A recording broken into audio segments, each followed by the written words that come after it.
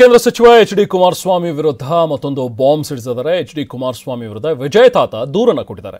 50 ಕೋಟಿಗೂ ಹೆಚ್ಚು ಬೇಡಿಕೆಯನ್ನ ಇಟ್ಟಿದ್ರು, ಹಾಗೆ ಜೀವ ಬೆದರಿಕೆ ಹಾಕಿದ್ರು ಅನ್ನುವಂಥ ಒಂದು ಆರೋಪವನ್ನ ಮಾಡಿದ್ದಾರೆ. ಅಮೃತಹಳ್ಳಿ ಪೊಲೀಸ್ ಠಾಣೆಗೆ ಹೋಗಿ ವಿಜಯ್ ತಾತ ದೂರನ್ನ ಕೊಟ್ಟಿದ್ದಾರೆ.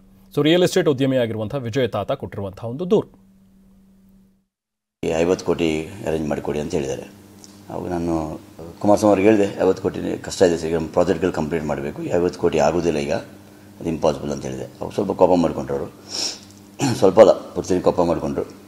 ನನಗೆ ಯಾವುದೇ ಕಾರಣಕ್ಕೆ 50 ಕೋಟಿ ಬೆಳಿಬೇಕು, ಅರ್ಧ ಮಾಡ್ಕೊಳ್ಳಿ, ಇಲ್ಲಾಂದರೆ ನೀವು ಬೆಂಗಳೂರು ಕಷ್ಟ.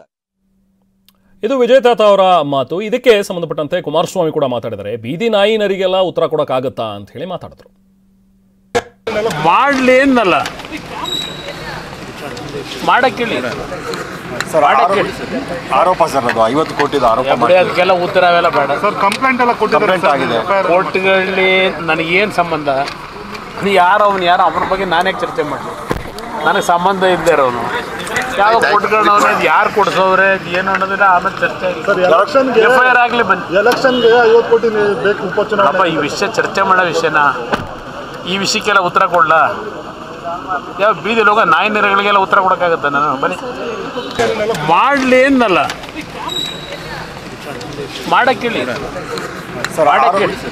ಆರೋಪ ಸರ್, ಅದು 50 ಕೋಟಿದು ಆರೋಪ. ಅದಕ್ಕೆಲ್ಲ ಉತ್ತರ ಅವೆಲ್ಲ ಬೇಡ ಸರ್. ಕಂಪ್ಲೇಂಟ್ ಆಗಿದೆ ಕೋರ್ಟ್ಗಳಲ್ಲಿ.